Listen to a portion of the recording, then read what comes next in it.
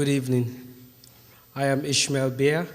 I will be reading an excerpt from a 14-page declaration of Lieutenant Colonel Darrel Vandeveld, Army Reserve Judge Advocate and former lead prosecutor in the military commission case of Guantanamo detainee Mohammed Jawad. Vandeveld removed himself from the case on ethical grounds and submitted this sworn statement in support of Jawad's habeas petition, which was filed by the ACLU. I, Darrel Vandeveld, declares as follows.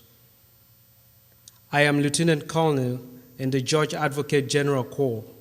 Since the September 2001 attacks, I have served in Bosnia, Iraq, and Afghanistan.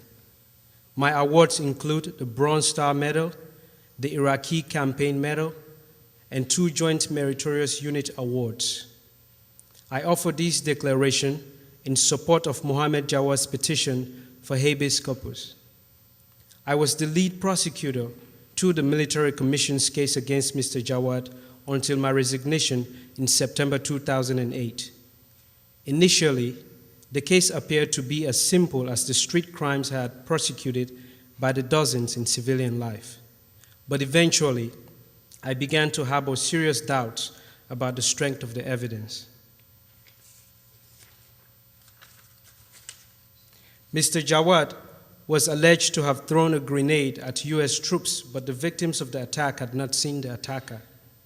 At least 3 other Afghans had been arrested for the crime and had subsequently confessed, casting considerable doubt on the claim that Mr. Jawad was solely responsible for the attack. And I learned that the written statement, characterized as Jawad's personal confession, could not possibly have been written by him, because Jawad was functionally illiterate and could not read or write. The statement was not even in his native language. I also found evidence that Mr. Jawad had been badly mistreated by U.S. authorities both in Afghanistan and Guantanamo. Mr. Jawad's prison records refer to a suicide attempt, a suicide which he sought to accomplish by banging his head repeatedly against one of his cell walls. The records reflected 112 unexplained moves from cell to cell over a 2-week period, an average of 8 moves per day for 14 days. Mr. Jawad had been subjected to a sleep deprivation program known as the frequent flyer program. I lack the words to express the heart sickness I experienced when I came to understand the pointless, purely gratuitous mistreatment of Mr. Jawad by my fellow soldiers. It is my opinion, based on my extensive knowledge of the case, that there is no credible evidence or legal basis to justify Mr. Jawad's detention in U.S. custody or his prosecution by military commission. Holding Mr. Jawad for 6 years with no resolution of his case and with no terminus in sight is something beyond travesty.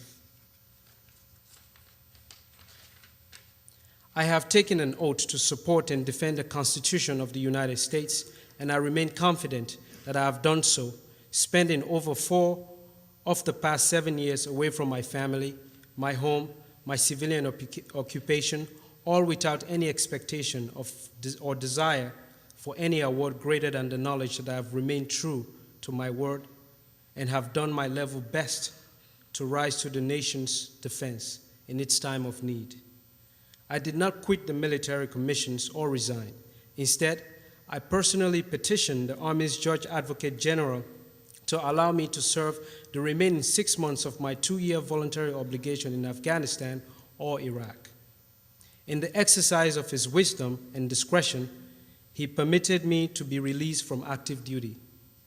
However, had I been returned to Afghanistan or Iraq, and had encountered Mohammed Jawad in either of those hostile lands, where 2 of my friends have been killed in action and another one of my very best friends was terribly wounded, I have no doubt at all, none, that Mr. Jawad would pose no threat whatsoever to me, his former prosecutor and now repentant persecutor.